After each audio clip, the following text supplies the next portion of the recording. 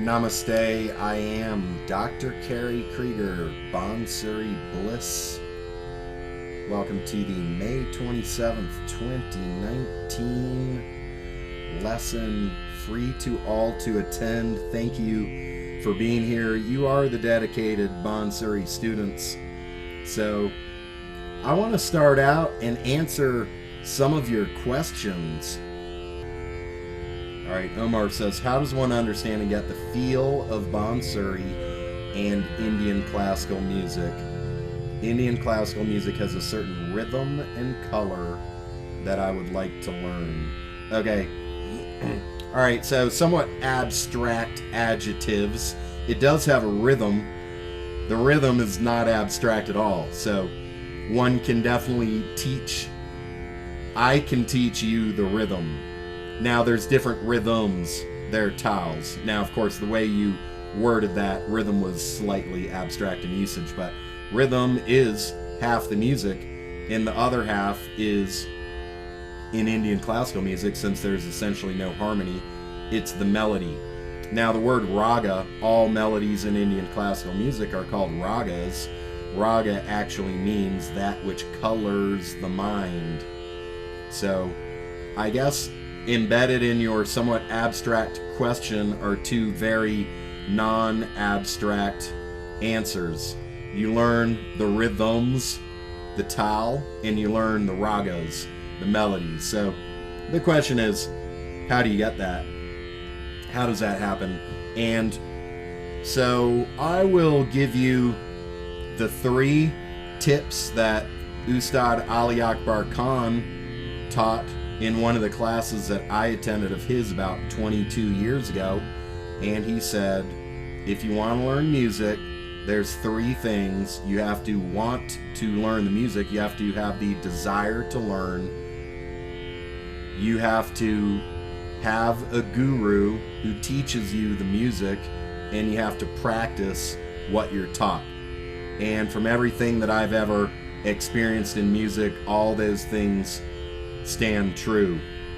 So all of you are here. You obviously have the desire to learn. In this technological age, most people make a conscious decision to go without a guru and to try to learn things on their own, probably to save some money because it's free. There's tons of education online. But what they don't understand is that when you learn something online without having a teacher, then all the info is going to you, it's going into your brain, but you're never ever getting any feedback. And that's the main difference between having an actual guru or teacher, whatever word you want to use. The guru is going to listen to you play and correct your playing and tell you what to learn based on how you're playing. And that's something you're never going to get from YouTube. Now, you can learn a lot from YouTube. That's why I put lessons up on YouTube. So you can learn a lot, but there's Indian classical music is probably the most complex music ever developed. So if you think you're going to master it without having a guru, then all I can say is good luck, because I've never heard anyone who mastered it. I've heard some people who sound pretty good, relatively, but you could sound 100 times better with an actual teacher. So, and then the final thing is to practice what you're taught. Now, this brings up another question that I have for you. Now, I know the answer for Yvonne, but for the rest of you, how many of you can read Indian classical music? If I opened up some Indian classical music that I've written, which I will do soon, how many of you think that you could just play it just by looking at it? Or do you have zero knowledge of written music? Alright, so we have a yes, we have a no. Okay, so that's the next step then. If you're going to practice what you're taught, then do you think that you're going to remember the lesson 20 years from now if you don't have it written down? I know that you won't, because I have a lot of music written down, because whenever I learned music, I would write it down. Before I forgot it, I'd immediately write it down in a nice, clean, fairly permanent state, so that I could refer to it a written document, okay, like written on stone, so that I could open it up 20 years later, which I do these days. I go back to my old lessons from 15, 20 years ago, and some of those I'm like, oh, I learned that raga? I didn't even know, I didn't even remember I learned that raga because I never practiced it. But here it is on paper, here's the scale, here's the composition, and based on my understanding of music, I'm able to look at that paper, practice it, and wow, now I can practice something that I otherwise would have forgotten. Okay, now, ideally I would never have forgotten it, but when you learn a lot of ragas, and there's only so much time to practice any given thing. So even for the ragas that I do know well, I still go back and refer to my old notes for them. Like, oh, I have a whole page worth of tones that my teacher taught me. I can sit down and practice those. So during this lesson, let's make sure that everyone knows how to read music. Fortunately, reading Indian classical music, I think, is significantly easier than reading Western staff notation. So all of you, by the end of this lesson, should be able to read music. All right, let me see some of the stuff that came in. Odessa, Ukraine. India. Where in India are you? What are the basic exercises we should follow daily?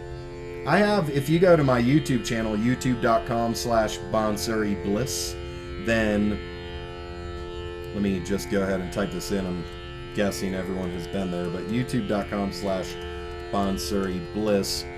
There's a playlist called Bansuri Q&A, question and answer. And I do have a video up there called Your Daily Bansuri Practice. Your daily practice. What do you do every day? Now, for me, my true answer is the only thing of true importance. I'll say the two things are practicing what you were taught, okay? Because if you just practice your Bansuri and you're practicing, you know, who knows what, that's not really Indian classical music. Maybe you're getting better, but you're not getting that much better at Indian classical music. So make sure you're practicing what you were taught. And the next thing I call flute to mouth time. Put your flute to your mouth and play.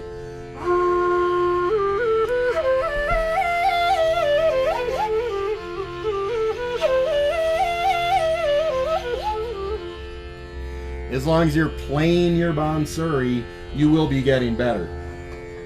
So I'm not able to say, like, you're going to start out, you're going to play 5 minutes of long tones, and then you're going to play 10 minutes of Alankars, and then you're going to start a composition, and it's going to be in this raga. I don't think that matters. Like, Indian music is like infinite, okay? You'll never, ever, ever get to anywhere close to a fraction of Indian classical music in your life. There's lots of different ragas, there's lots of different tals, rhythms. Sometimes I like to, play whatever I'm inspired to play. A lot of times I pick up my flute and I haven't thought about what I'm going to play. I just put it to my mouth and whatever starts to come out comes out. Or when I decide I'm going to play flute right now, whatever raga's in my head or comes to my head, that's what I'm going to work on. But sometimes I do purposely say, I'm going to go practice a raga that I have trouble with. I've never mastered this raga. Okay, or I've never mastered this tal, or this composition always gives me trouble, and therefore I go years without playing it. So sometimes I'll do that. Let me find the most difficult thing, the thing that I've never mastered, and practice that so that I get a little bit better at that, with the goal of one day I'll be able to play this on stage in a concert. Okay, that's maybe the ultimate goal of, if I know I've got it well enough, could I comfortably get on stage and play this? Then I probably understand it. But sometimes I'll just pick what's the easiest thing, what's a raga that I play the best, that I can really play well, and the tal that I can really play well. Because when I'm playing that, I'm going to be able to get deeper into the music, because I'm not going to be hindered by all of the difficulties that I face in a difficult raga. And then I'll be able to work on things I never work on. Like if I'm playing a very difficult raga, I'm not going to be able to play it in a very difficult tal. But if I'm playing a really easy raga, then I can try different things rhythmically, okay, as examples. So that being said, I do in that video, Your Daily Practice, I probably give some tips. Like if you're a beginner, start out especially if your tone isn't very good, or if you're still not able to hit all the notes on the flute. Like someone who registered for this class wrote in their left hand, the finger doesn't close the hole. Okay, well, that's somewhere to start. Think about, like, what are the things you're having trouble with? If you can identify it, if you're aware of a problem, then that's something you should be working on, at least for 5 minutes a day, 10 minutes a day. Focus on that thing that you're having problems with and do that thing. Aside from that, some general things you can do. I like to start out slow, usually, just like a raga is going to start out slow. So why not pick up your flute, turn on your tambura, make sure that you know how to tune your tambura. Always have your tambura on. If you have a phone and it's got a tambura and you know the pitch of your saw at 3 holes down, tune the tambura to that pitch and just blow saw.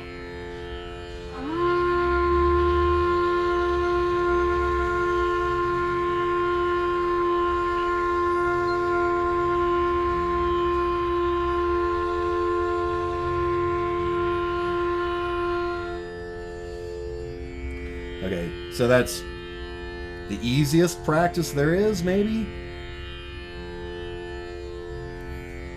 The easiest practice, but one of the most important, because what's the most important note in Indian music? It's sa. And how many things are more important than having a good tone?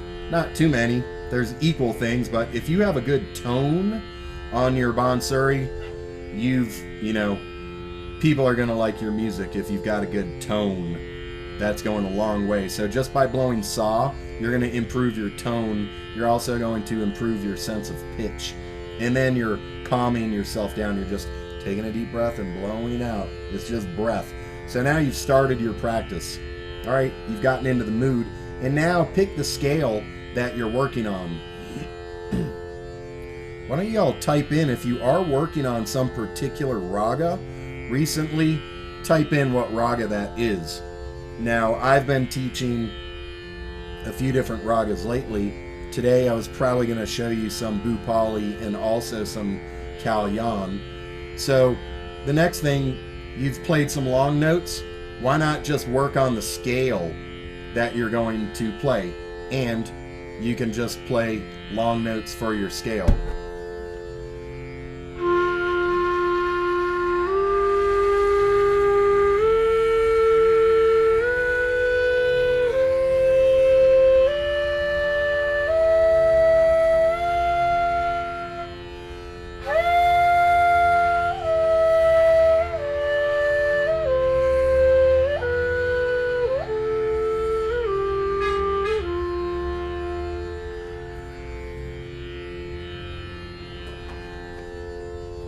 Alright, so those are two things you can always do to start your practice.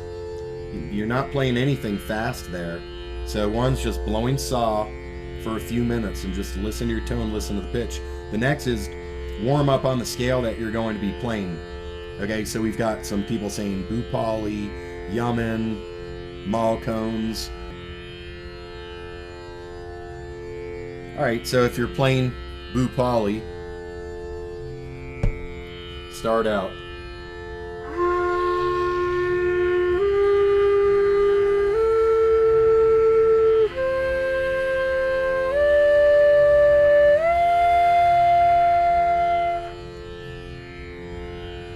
One breath, okay?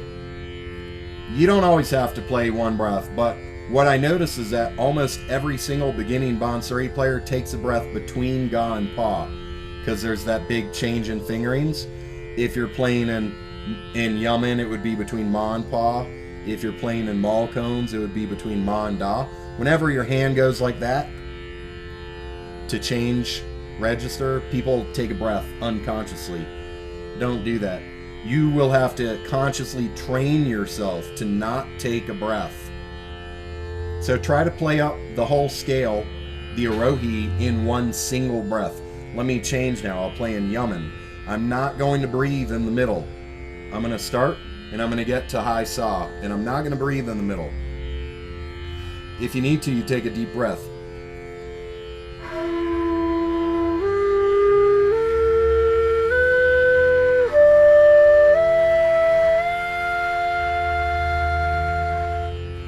That was all one breath. If you know how to play gummicks, put a gummick on every note.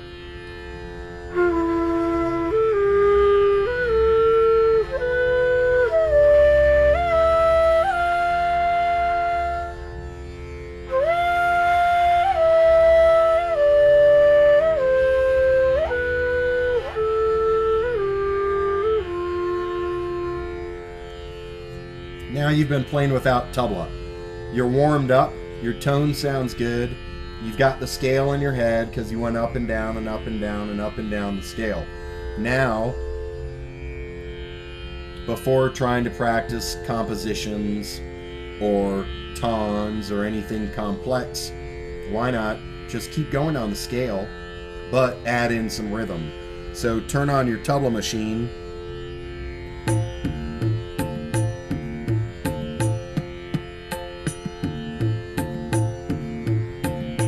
Can you all hear the tabla coming through, or should I turn up the tabla sound?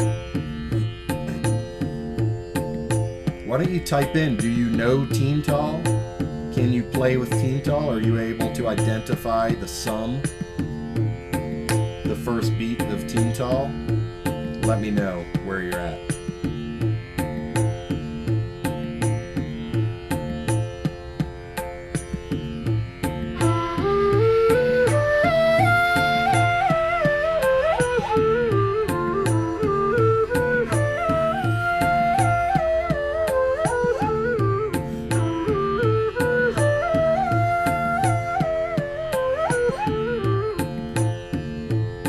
Alright, so that was Yaman scale. Alright, so I started out, I just blew long saw. Then I slowly went up the scale and down the scale. And when I become ready, I'll turn on the tabla. And now I've got some Teental going, and now I practice the scale in rhythm. So now I'm exercising my sense of the scale and my knowledge of the rhythm.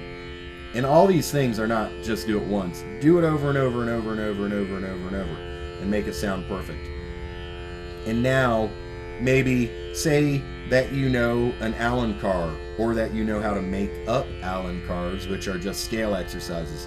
At this point, I'll just go ahead and open one up, and then we can talk about reading music. And all this that I'm saying right now is to get to the question, how should you practice every day? So remember, my first thing was just make sure you're practicing. Put your flute to your mouth and play. Make sure it's something classical. But if you do want some kind of like regimen to follow, then, you know, this is something I'm suggesting. You know, it's not like you have to do this or do this every single day, but it's one way to think about, like, how can you progress from really slow and maybe easy to more complex? Because if you sit down and play for an hour, you're going to sound better at the end of the hour, or at least, you know, halfway through before you get tired or something. Once you get warmed up, you're able to do more difficult things. So start out easy. Let me go ahead and open up some Yaman, some Kalyan. Okay, so we've got one right here. I'm going to share my screen.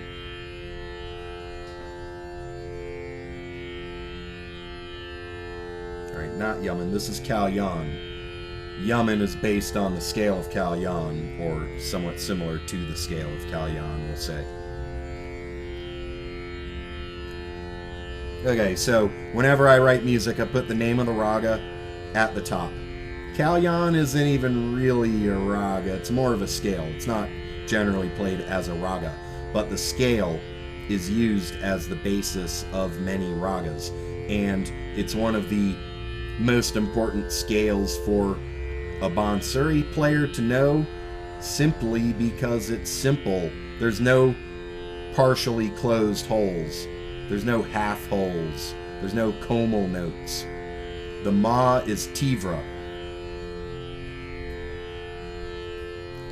Alright, so let's learn how to read music.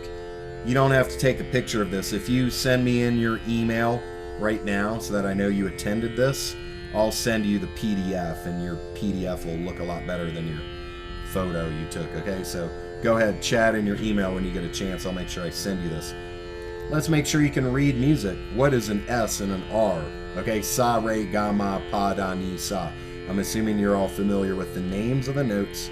Sa, 3 holes closed. Re, 2 holes closed. Ga, and then tivra ma. Tivra ma has a vertical bar above it. Tivra ma is this. Every note open. Okay, to play a tivra ma, how do you keep the flute steady if none of your fingers are down? We've got 4 points of connection with the flute. We've got our mouth, 1. We've got our left thumb, 2. We've got our right thumb, 3. And then we can put this pinky down when necessary on top of the flute. And now we have 4 points. And we can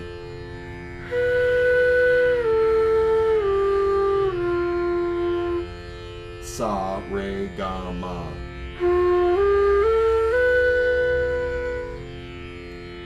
And then pa, 6 holes closed conceptually. In reality, for middle pa, we're usually going to lift this top finger closest to our mouth just because it sounds best.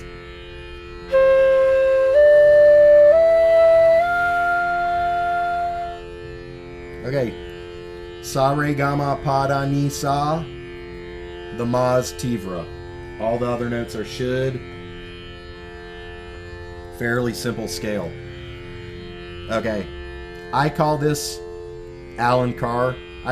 To name an Alankar, the easiest way, this is nothing official, but if we're going to give an Alankar name, let's just name it by the phrase that gets repeated, which is going to be the very first phrase of the Alankar. Sa, re, sa, re, sa, re, sa.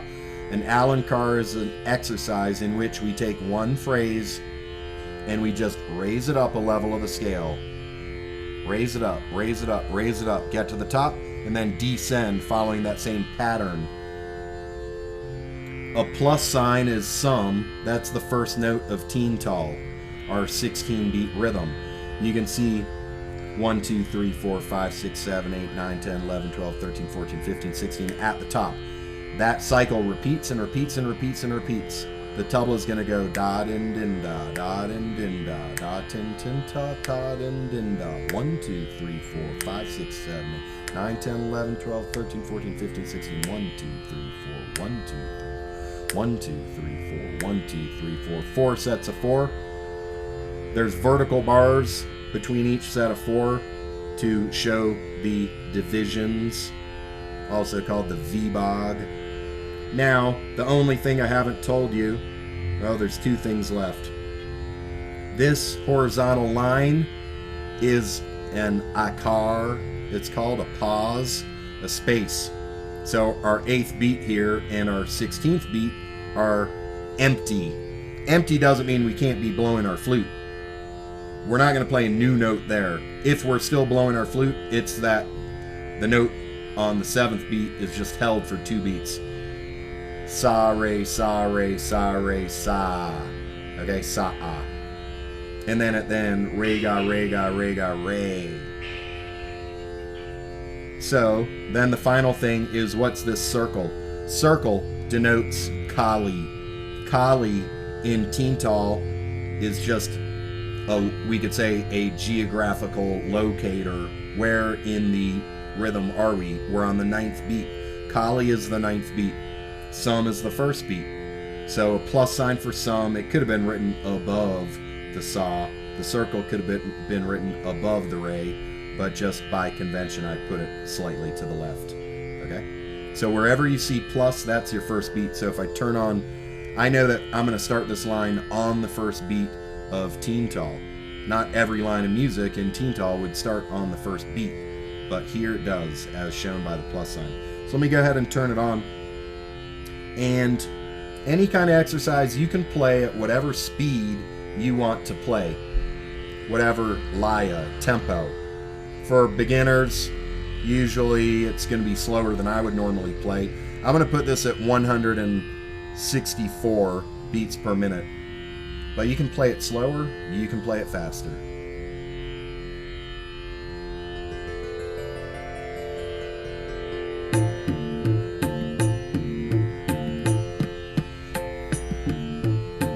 2, 3, 4, 5, 6, 7, 8, 9, 10, 11, 12, 13, 14, 15, 16, 1. Kali. Some. Kali. Some. Kali. Those are the two most important places you always need to know. Kali.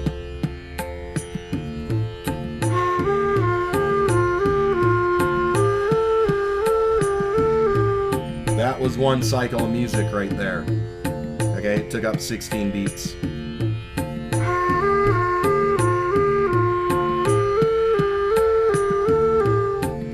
One note of flute for every beat of the tabla. As I say at the bottom, if you know how to play gummicks, then put a gummick on every note. Here's a little bit more info for you showing up here.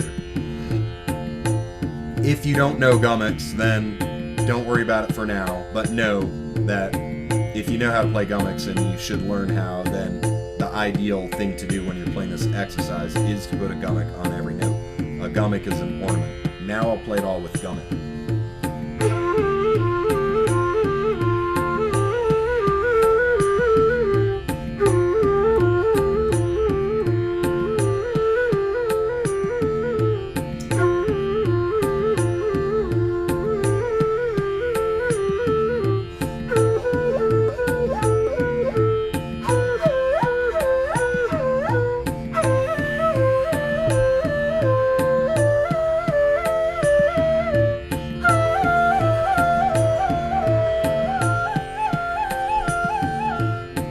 That was 4 cycles. We did the first half of the page right there.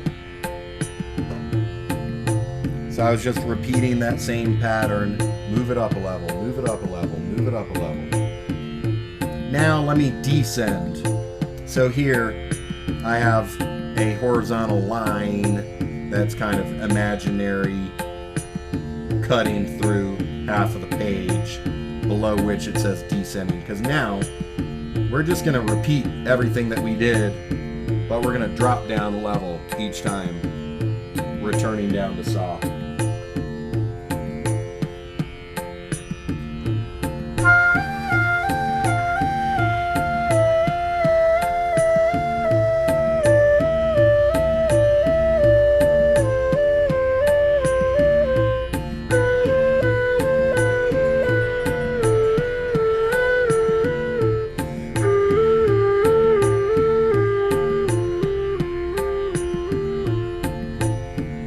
That was the second half of the page. Now I'm going to play it all again with gummick.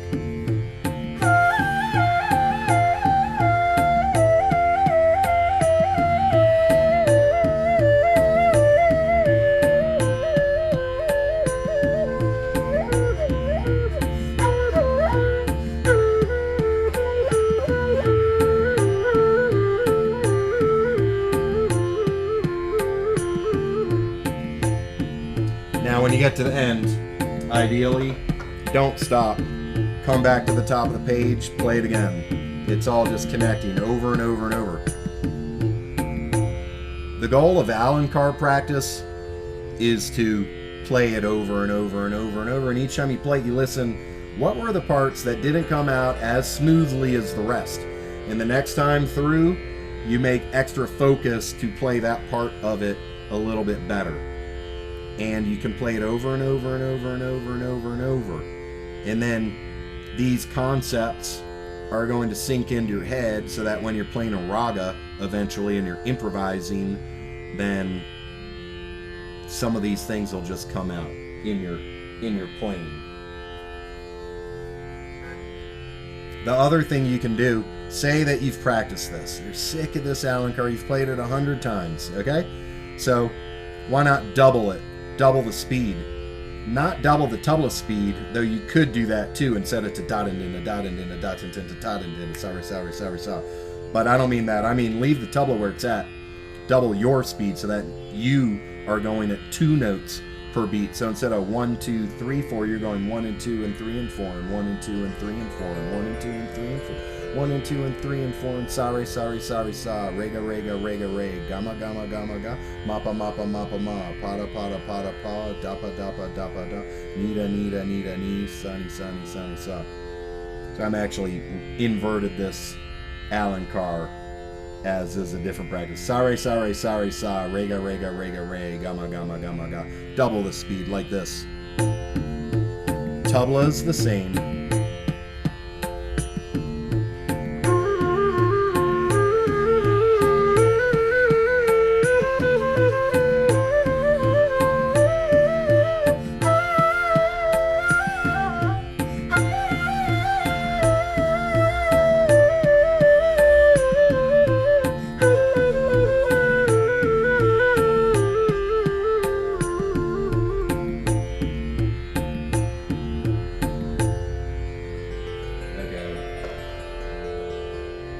So now you've learned an Alankar. You've learned how to read and write music. That's like literally like 65% of how to read Indian classical music, okay?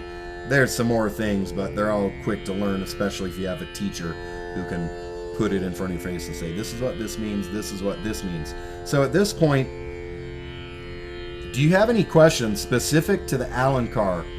The music that you're looking at right now, is there anything I was not clear about? Any questions how to read the music?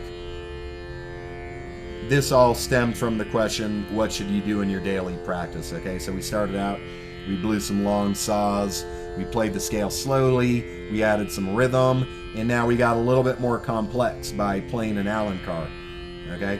A scale exercise. Now at this point, if you know compositions, I'd probably be like, okay, I'm ready to play a composition now. Now this is composed music, but a composition in Indian classical music actually refers to the part of the raga that is going to be fixed, of which when you're playing a raga, you're not going to play stuff repetitively like this exercise, that you can incorporate this in. So any questions right now?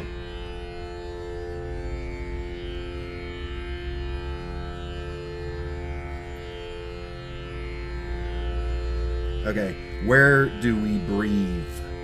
Any rules? Alright, I get this question all the time, so I should probably make a video all about where do you breathe. First off, it's going to be a lifetime endeavor of determining when to breathe and actually making that happen without negatively impacting your music, because the music continues whether you want to breathe or not, okay? Whether you're out of breath or you have breath, the music continues. At least the tabla is going to continue.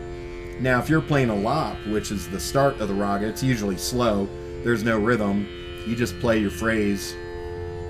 Let's change up to another raga that one of you is practicing. I'll put this on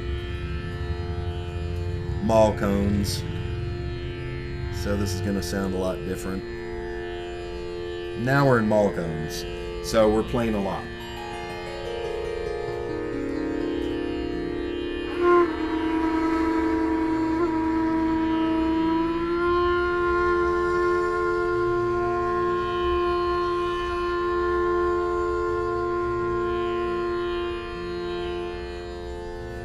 Very first note of my raga, all right, or first phrase right there. I took a deep breath beforehand. I didn't think about it, but I know that I probably did, because I always know if I'm going to play a nice long phrase, I want a deep breath. Consciously, ideally, take a deep breath, more air than you usually take, so that you have a full set of lungs. I held that long saw for a long time because that's what I wanted the music to sound like. I was running out of breath, but I knew I still had breath. So I'm going to keep blowing and blowing. I'm going to let the music fade out. I don't have as much air, I don't have as much power. Luckily, the music sounds good when you let it fade out slowly. Okay, but I did have to consciously, like, yeah, I'm running out of breath, but I don't want to end this note yet because it sounds good and I want it to keep going, so I kept blowing. Okay, so that's part of it, is that sometimes, yeah, you're running out of breath, but you're aware of how much left you have. You know you do have some left. And I know that in a lop, when that phrase is done, there's no tabla going in the background, there's no rhythm. I can take my time and take another deep breath. You should only need one deep breath between phrases to refill on air. But when you're playing a lot, there's no hurry. It's when the tabla is going and the music is going, and at the extreme end of it, when the tabla player is taking a solo and you're playing Lara, which means you're playing the one line of the composition over and over and over and over and over and over, and they're still playing the solo, you have to keep playing your line, okay? Then the question is, where do you breathe when there's not very much time to breathe? In this that we're looking at right now, this page of music, there's a pause on beat 8 and beat 16. Those are the, I put this here on purpose because I knew that if I did an Alankar that was sa re sa re sa re sa re sa re sa re sa re sa re sa re re ga re ga re ga re ga gamma gamma gamma gamma ma pa ma pa ma pa ma pa. There's nowhere to breathe. Nowhere easy to breathe. But even if that's the case, and it's like that, and there's no pause in there, the ideal places are probably going to be immediately before Kali or immediately before sometime on your, on your rhythm. 1, 2, 3, 4, 1, 2, 3, 4, 1, 2, 3, 4, 1, 2, 3, 4. But ideally in your music, there's either going to be a pause that's already in there, kind of incorporated into the music, or if you're just improvising, improvise, make the pause like end a little bit before the sum, end a beat or two before the sum, end your phrase purposely, ideally. Otherwise, sometimes there's not much space and you just have to, you're playing, play. You're just taking in that quick breath super fast. If you're playing at this speed and it's 1, 2, 3, 4, 1, 2, 3, 4, that is time that you can breathe between any of those notes. 1, 2, 3, 4, 1, 2, 3, 4, 1, 2, 3, 4. Okay? It's not much, but it's enough. But if you're playing it super fast,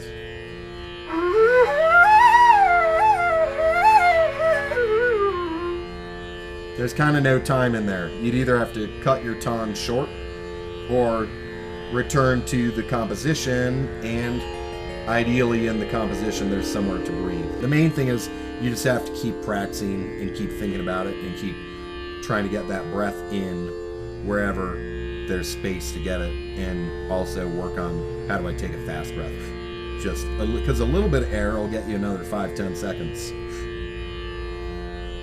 Now let me see what other questions have come in.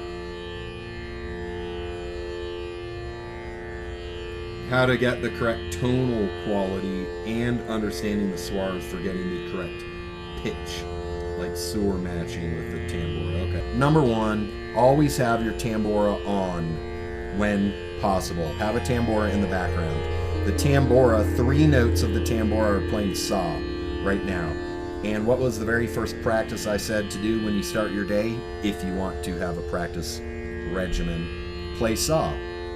That's going to be the easiest note for you to play in tune, because 3 of the 4 notes in the background right now are sa, and it's the most important note. So that's where you start. Blow long sa. Just play sa for 3 minutes. That's also because you have 2 questions here. How do you get the correct tonal quality? Now, there's no such thing as correct tonal quality. There's only better and better that sounds nicer and nicer. That comes from playing a lot. And if you want a specific practice to improve your tone, I'd say play long sa. Play sa. And what was the second practice I said? Go up and down your scale. But when I was saying go up and down your scale, it was kind of slow. It wasn't real slow. Real slow is going to be play sa until you run out of breath.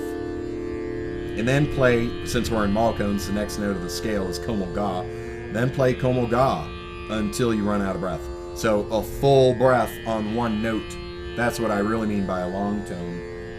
So then you're able to focus on that one note. Does the pitch sound good?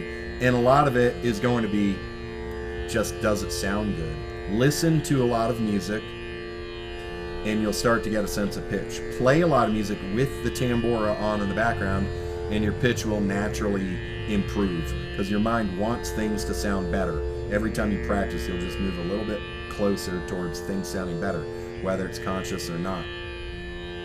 But if you're just playing one note at a time, you can listen to your tone so that your tone sounds good, and you can listen to the pitch and think, does this sound good? When you're out of tune, if you're listening really closely, you'll hear these weird dissonant waves that just don't sound good, and the closer you get to the perfect pitch, they'll disappear.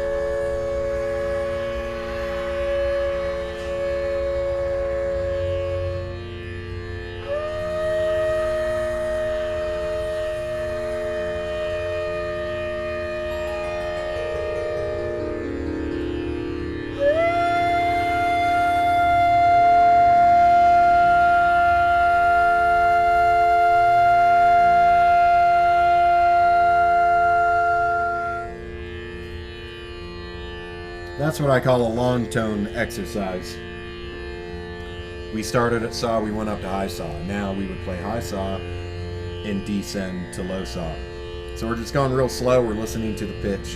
And now ideally also when you have a teacher, a guru listening to you play, if they hear you and you're not in tune, they're able to say, ooh, that note right there, make sure that's a little bit flatter or a little bit sharper.